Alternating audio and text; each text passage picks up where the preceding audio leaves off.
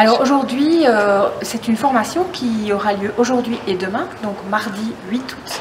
et mercredi 9 août, ici à la Maison Provinciale, qui est une formation à la pédagogie entrepreneuriale et donc qui est organisée avec l'appui de Actec en Belgique. Et l'idée, c'est de former des équipes d'enseignants à Gizeni, à Moadzi et ici à Kigali, autour de pratiques pédagogiques pour favoriser l'entrepreneuriat chez leurs élèves ou chez leurs apprenants ou chez les personnes qu'elles accompagnent à créer une activité génératrice de revenus par exemple.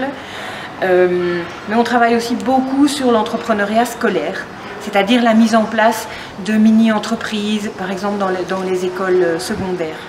Alors, je suis venue l'année passée pour une formation de 3 jours avec les mêmes équipes. Et entre l'année passée et cette année-ci, donc ça fait tout juste 1 an que je suis venue, je sais que les équipes ont mis en place des activités de pédagogie entrepreneuriale dans chacune de leurs institutions. Et pendant ces 2 jours-ci, on va entre autres partager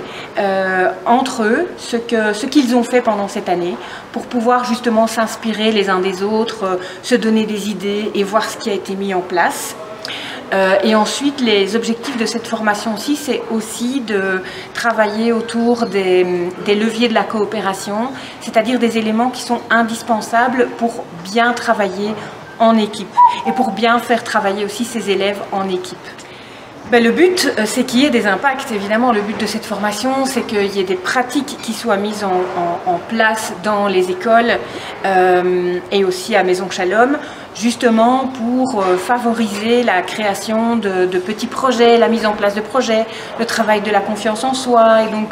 et aussi permettre aux élèves de déployer leurs talents. C'est ça l'objectif. Alors c'est ambitieux et ça ne se fait pas sur